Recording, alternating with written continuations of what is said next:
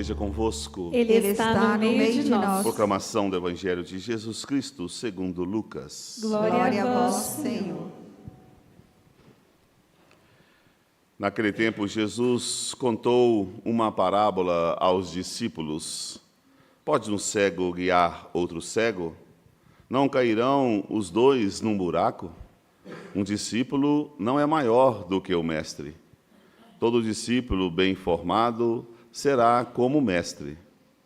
Por que vês tu o cisco no olho do teu irmão e não percebes a trave que há no teu próprio olho? Como podes dizer a teu irmão: irmão, deixa-me tirar o cisco do teu olho, quando tu não vês a trave do teu próprio olho? Hipócrita, tira primeiro a trave do teu olho, e então poderás enxergar bem para tirar o cisco do olho do teu irmão. Não existe árvore boa que dê frutos ruins, nem árvore ruim que dê frutos bons. Toda árvore é reconhecida pelos seus frutos. Não se colhem figos de espinheiros, nem uvas de plantas espinhosas. O homem bom tira coisas boas do bom tesouro do seu coração. Mas o homem mau tira coisas más do teu mau tesouro, pois sua boca fala do que o coração está cheio. Palavra da salvação. Glória a vós, Senhor.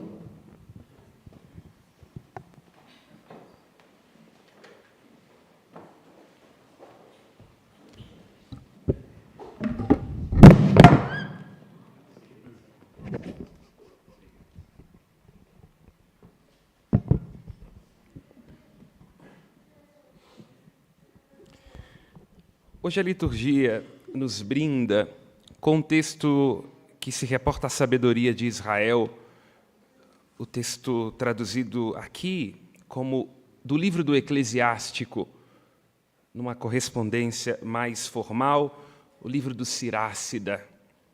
Yeshua ben Sirak, Jesus filho de Sirácida, um texto da sabedoria que é uma grande aspiração de todo o ser humano. Todos nós, porque viemos a esse mundo um pouco sem manual de funcionamento, aspiramos pela sabedoria. Do ponto de vista da fé, porque a Escritura esclarece que a sabedoria é uma instrução que é fruto do encontro da lei do Senhor. Meditando o Senhor e seus mandamentos, temos prudência e bom senso para lidar com as dificuldades da vida. Mas também o pensamento filosófico aspira pela sabedoria. Até mesmo Nietzsche, em todo o seu avesso à perspectiva da fé, diz que o desejo de sua existência seria dançar com a vida, declarar o seu amor à eternidade e ser cúmplice da sabedoria. Portanto, seja na perspectiva da fé ou na perspectiva filosófica, ainda que ateia, a sabedoria é um tesouro pelo qual devemos aspirar. Porque sem sabedoria, a gente não dá conta da nossa própria existência. É preciso sabedoria, inclusive, para saber como falar. É sobre isso que fala o texto da primeira leitura, também do Evangelho, porque nós, lembra Dostoiévski, podemos dizer muitas verdades e continuar sendo idiotas, porque se nos falta a sabedoria de saber onde dizer e como dizer, até a própria verdade, se maldita, pode nos colocar em avessos. O texto, então, falando desta sabedoria que deve ser a busca de nossa existência, porque lembra o livro homônimo, no capítulo 9, que até mesmo o mais perfeito dentre os homens não é nada se não tem o saber de Deus. O texto recorre a imagens muito simbólicas da vida de todos nós. Fala de peneira, que ajuda a separar as cascas, fala dos vasos que têm que ser provados no fogo, fala dos frutos que dão a conhecer a natureza da árvore, para assim indicar que na vida de cada um de nós deve ter o amadurecimento deste fruto, que é a sabedoria. E aprofundando o tema da sabedoria, no versículo 5, assim assevera o texto: que os defeitos de um ser humano emergem na maneira como ele fala. É muito curioso isso, porque no Sermão da Montanha, ou melhor dizendo, no Evangelho de Mateus, pós-Sermão da Montanha, Jesus diz que a boca fala daquilo que está cheio o coração. Portanto, se nós quisermos ter um indício do estado da alma de uma pessoa, nós temos que prestar atenção naquilo que ela fala, na maneira como fala. Inclusive, esse é um critério para a gente saber se a gente pode confiar em alguém. Porque se a gente convive com uma vizinha que fala mal dos outros, a gente pode ter certeza que quando a gente se ausenta, ela fala mal de nós, né? Porque, como lembra Freud, quando Pedro fala de Paulo, eu sei mais sobre Pedro que de Paulo. Porque na maneira como nós falamos dos outros, a gente sabe sobre aquilo que está dentro do nosso próprio coração. Portanto, será sempre o termômetro de uma pessoa a maneira como ela fala dos outros. Portanto, diz o livro do Eclesiástico, no versículo 5, que os defeitos de uma pessoa vão aparecer cedo ou tarde no modo como ela fala. Porque, vai lembrar Jesus no Evangelho de Mateus, a boca sempre irá falar daquilo que está cheio o coração. E aqui nos é oportuno lançar mão do conhecimento secular, humano, filosófico, psicológico, porque dois pensadores esclarecem isso. O primeiro deles é Freud, quando no seu pensamento ele introduz a ideia de ato falho, quando ele diz assim, olha, nós temos uma dimensão em nós que é estranha, que é inconsciente, que a gente até tenta segurar, mas chega uma hora que ela escapa pelos dedos sem que a gente queira. Um exemplo claro para a gente entender o que é um ato falho. Evidentemente, isso não acontece com maridos, estou me referindo a namorados. O cara está lá, meio aos beijos com a namorada, e, de repente, a namorada se chama Ana e ele a chama de Maria. Mas como assim? De onde é que ele tirou Maria? Aí, quando a mulher vai investigar, não é? Porque para a mulher não se mente, quando ela faz uma pergunta é porque ela já sabe o que aconteceu. É tipo Deus, não é? A mulher tem essas prerrogativas divinas, qual seja, nunca estar errado, não é? Então não adianta mentir. Aí fala, quem que é Maria? Aí ela vai descobrir que, na verdade, Maria, não é? Como disse Milton Nascimento, uma eterna magia, ou talvez nem tanto. No momento, então, que a mulher começar a coçar a cabeça, ela estará diante de um ato falho do marido. Ou, melhor dizendo, não é marido, ato falho, está vendo? É o namorado. Ela vai perceber que, na verdade, não era Ana, não era Fernanda, era Maria. Nesse exato momento, então, a boca disse daquilo que estava cheio o coração. Diante de si, a namorada, mas no pensamento, no desejo, no deslize, havia a outra. Portanto, Freud esclarece isso, e cada um de nós tem que sempre prestar atenção sobre este divórcio que pode acontecer entre aquilo que nós tentamos dizer e aquilo que de fato está acontecendo.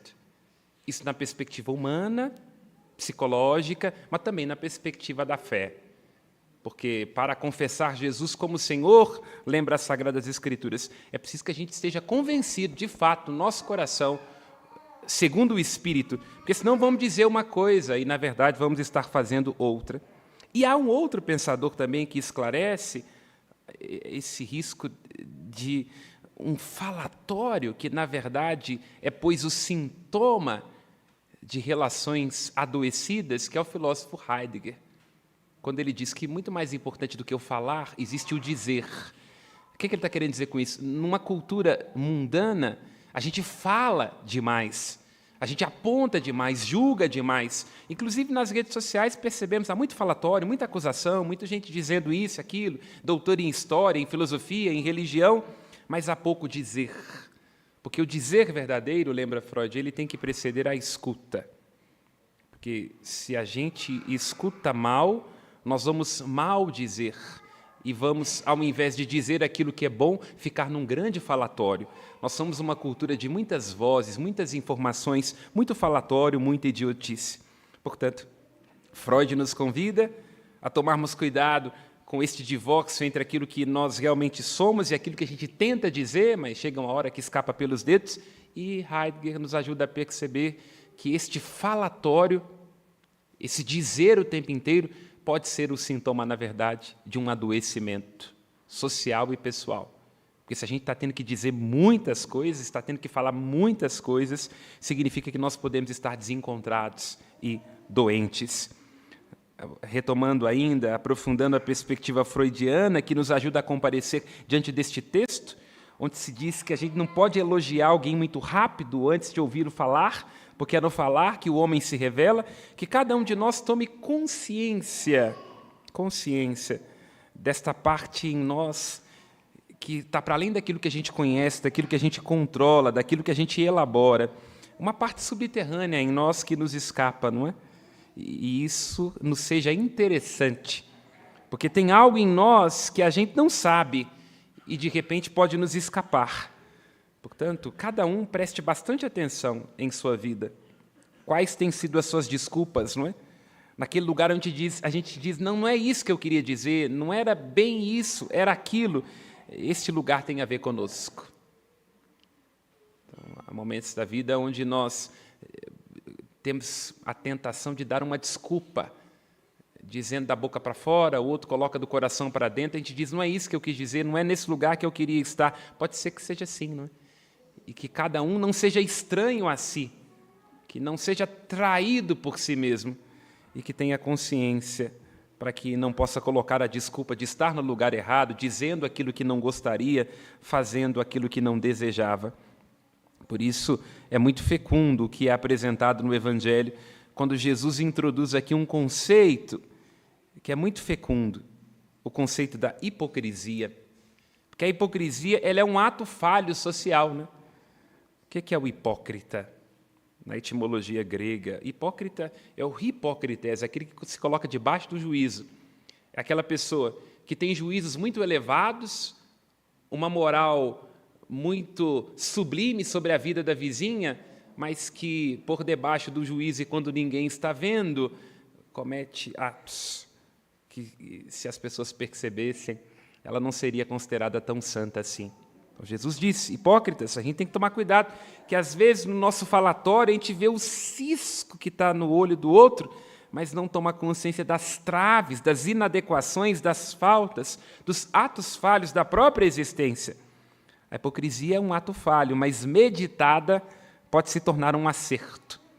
Assim como quando o namorado chama Ana de Fernanda, num ato falho, ali há uma oportunidade de comparecer diante do próprio desejo, diante dos próprios conflitos, diante da própria inadequação. Assim, cada um de nós, olhando na própria vida, os próprios atos falhos, as próprias inadequações, os próprios sintomas, poderá tomar jeito. Porque se há algo em nossa vida que se repete como falha, como defeito, se a gente está dizendo que não vai morder e quando assusta está com os dentes lá, significa que a gente talvez tenha que refletir um pouco mais sobre o que quer, sobre os próprios conflitos e onde está se tornando estranho a si mesmo. Porque cedo ou tarde os nossos erros nos encontram. A hipocrisia é um ato falho, mas se devidamente meditada, pode ser um acerto. Porque em nosso inconsciente, em nossa inadequação, pode haver um fruto valioso. Porque a gente pode, no momento em que não dá conta de sustentar a própria vida e se percebe hipócrita, meditar um pouco mais sobre os próprios vícios, os próprios desejos e os próprios conflitos. Portanto, voltamos à sabedoria da primeira leitura, à sabedoria da filosofia e da análise, quando dizer cura. Quando nós vamos pensar sobre a vida, nós temos que colocar para fora aquilo que está dentro de nós. Quando nós vamos a uma terapia, a gente tem que se colocar no divã para dizer aquilo que nos adoece. Quando nós vamos a um padre, estamos às portas da quaresma, que bom recorrer ao sacramento da confissão, é preciso dizer, porque no dizer a gente cura e a gente se esclarece. Certa feita, confessava a uma pessoa e ela dizia, tem muito tempo que não me confesso. Eu disse, tudo bem. E aí eu perguntava para ela, tá, mas o que na sua vida você sente que não está adequado, que está te afastando da sua caminhada com Deus? Ela dizia, não tem nada não. Então eu disse, então você está junto com Nossa Senhora, né? Não posso te dar nenhuma absolvição. Quer dizer, se a própria pessoa não coloca para fora, assumindo a própria vida, então não pode ser curada. numa briga, num relacionamento, onde só o outro é responsabilizado, a culpa é só do meu esposo e da minha esposa, eu não me implico, então não tem caminho de encontro, porque se a culpa é só do outro, então ele que se aveja com as próprias questões. E isso é uma hipocrisia, diz Jesus, uma hipocrisia. Portanto, peçamos, neste ato falho da hipocrisia, este fruto valioso, lembra Cristo no Evangelho, da meditação sobre nossos limites, nossas inadequações, nossos desejos, nossos conflitos. Por quê? Porque o dizer cura. E assim, irmãos e irmãs, nos convertamos a partir da profecia desta palavra, assim cantemos, não é? Aludindo aqui à cantora Flaira Ferro, onde ela diz, né, nós somos a maldade em crise, tendo que reconhecer as fraquezas de um lado que nem todo mundo vê, não é? Mas se nós tivermos coragem para enfrentar os nossos defeitos, de que forma, de que jeito nós poderemos nos curar de nós? Que nos seja dada a graça do apóstolo Paulo na segunda leitura. Nós que temos tanta incorruptibilidade, somos tão defectíveis, e isso se começa e se expressa em nossa língua, sejamos vestidos pelo dizer de Deus, pela sua palavra, vestidos de incorruptibilidade. Pela intercessão de Nossa Senhora da Piedade, o Senhor nos faça discípulos abertos à escuta, que a escuta nos cure de nossas hipocrisias, que, escutando a palavra de Deus, nós não tenhamos um dizer maldito, e assim sejamos revestidos da palavra do Senhor, da graça dEle, de sua incorruptibilidade. Louvado seja nosso Senhor Jesus Cristo. Para sempre seja louvado. Creio em Deus Pai, Todo-Poderoso, Criador do céu e da terra, e em Jesus Cristo, seu único Filho, nosso Senhor, que foi concebido pelo poder do Espírito Santo, nasceu da Virgem Maria, padeceu sob Pôncio Pilatos, foi crucificado, morto e sepultado,